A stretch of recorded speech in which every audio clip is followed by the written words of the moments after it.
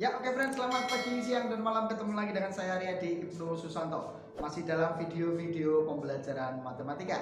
Ya, dalam video kali ini kita masuk dalam seri bangun ruang sisi lengkung. Ya, untuk video yang kedua kita akan belajar tentang penerapan dari bangun ruang sisi lengkung. Nah, seperti apa penerapan bangun ruang sisi lengkung? Salah satu contohnya misalkan adalah ketika kalian mau menghitung kertas yang harus kalian gunakan ketika kalian mau membuat topi ulang tahun misalkan, ya. Topi ulang tahun, kira-kira kertas yang saya butuhkan harus berapa, ya, seperti itu. Bisa juga mungkin kalian menghitung misalkan kalian mempunyai lilin berbentuk tabung gitu kan, ya, kalian bisa menghitung berapa lama waktu lilin itu bisa kita pakai sampai habis meleleh. Ya, itu contoh-contoh saja. Ya, nanti hal-hal seperti itu yang akan kita bahas di dalam video kali ini. Sekali lagi kita akan belajar tentang penerapan bangun ruang sisi lengkung. Ya, mari kita saksikan video berikut ini.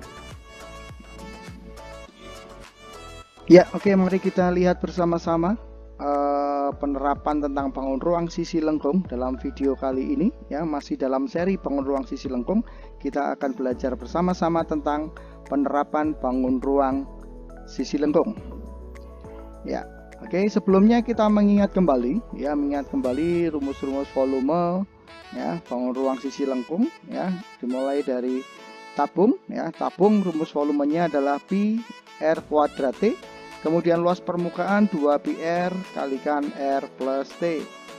Ya, selanjutnya untuk kerucut kita ingat lagi volume kerucut 1/3 pi r kuadrat T, sedangkan luas permukaannya adalah pi r kalikan r ditambah s, ya.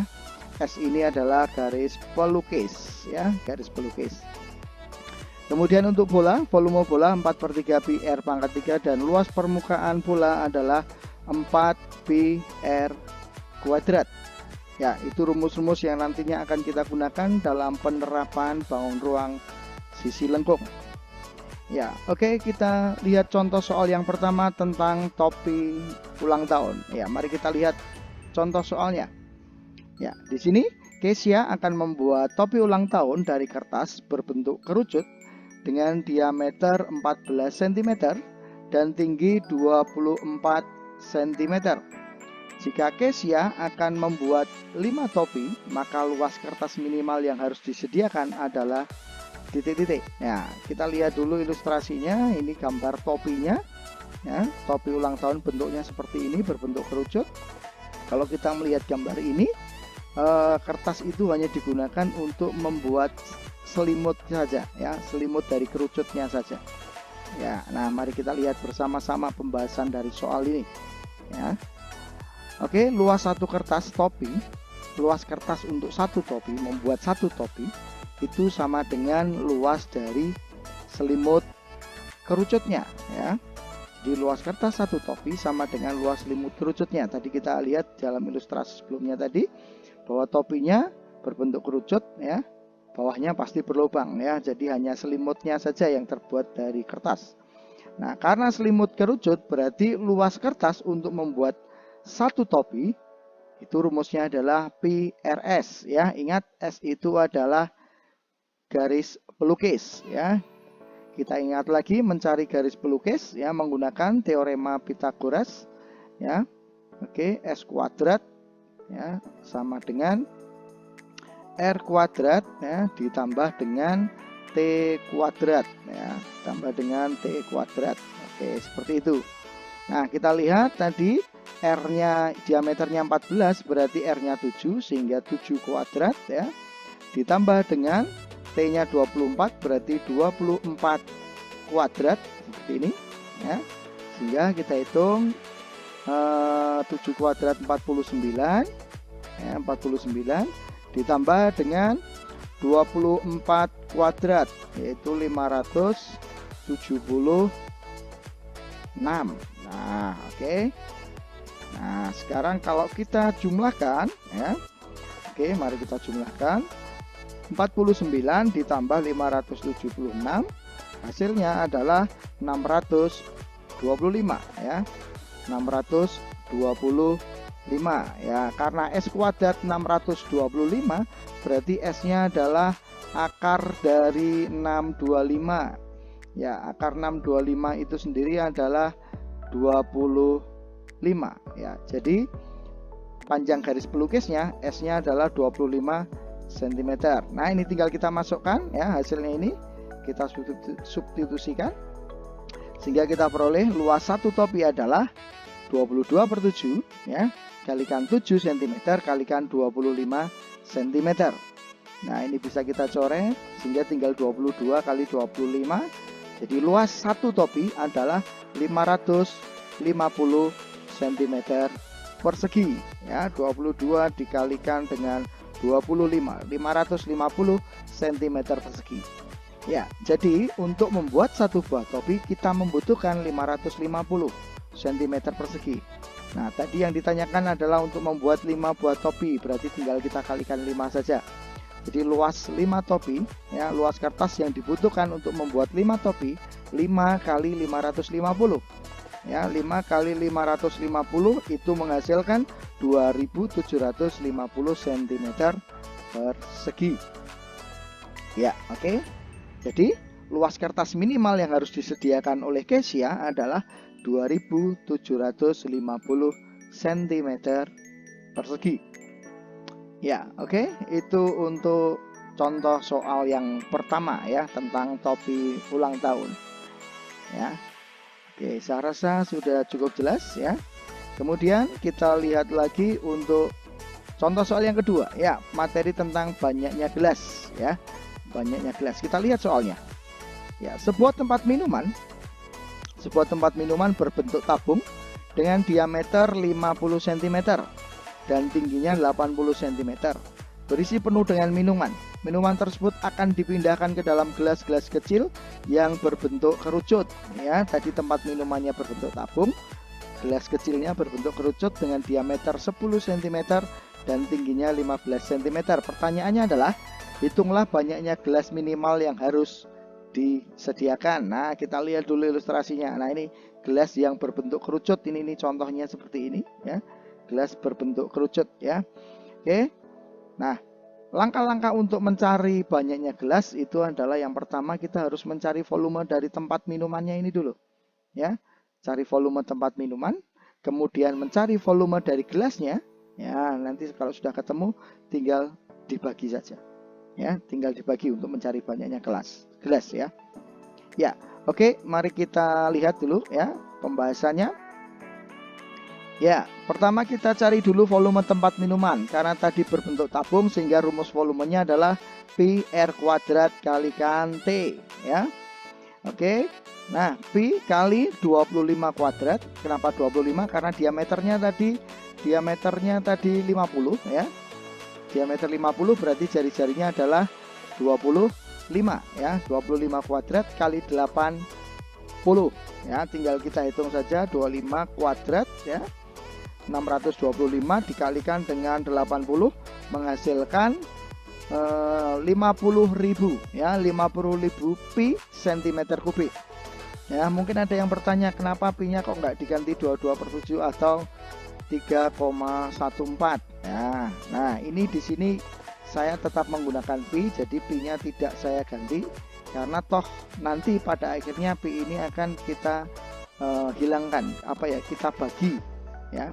Kita bagi, jadi pi-nya nanti disederhanakan saja ya. Jadi tetap saja menggunakan pi supaya mempermudah perhitungan.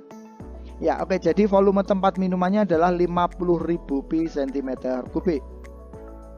Ya, berikutnya adalah mencari volume dari gelas ya, volume dari gelas. Karena gelasnya berbentuk kerucut sehingga volumenya adalah sepertiga pi R kuadrat dikalikan T ya.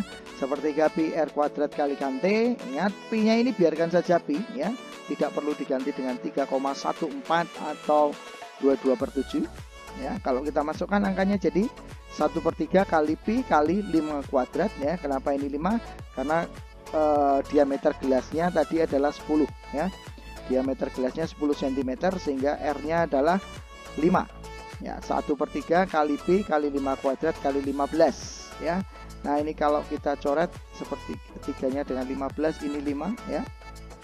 Nah, 5 kuadrat 25 dikalikan 5 125. Sehingga volume gelasnya kita dapatkan 125 pi cm kubik. Ya, oke, itu untuk volume gelasnya.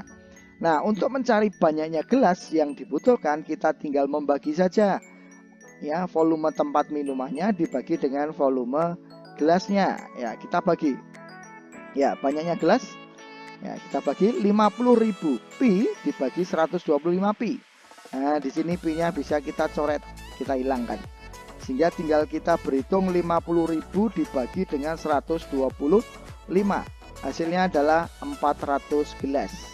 Jadi banyaknya gelas minimal yang harus disediakan adalah 400 gelas.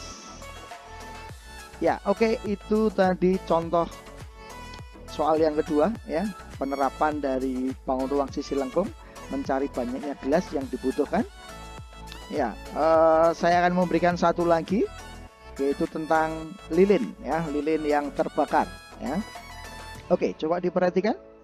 Nah, sebuah lilin berbentuk tabung dengan diameter 7 cm dan tinggi 20 cm.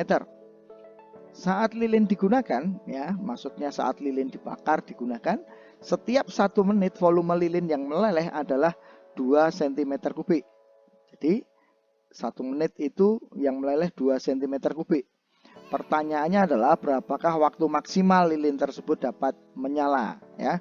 Waktu maksimal lilin tersebut dapat menyala. Ya, langkahnya adalah kita harus tahu volumenya dulu, volume lilin kita cari dulu ya, kemudian baru nanti kita hubungkan dengan waktunya ini ya, waktu lelehnya ya.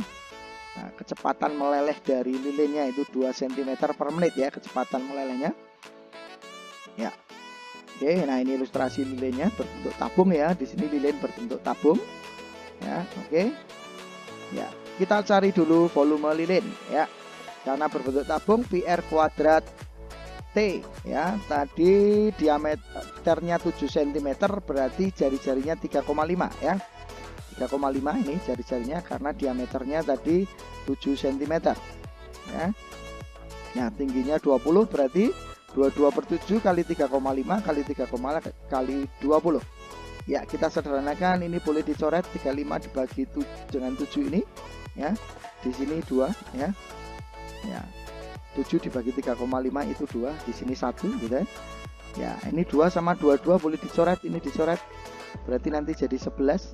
Sehingga kalau kita hitung ini tinggal 11 ya.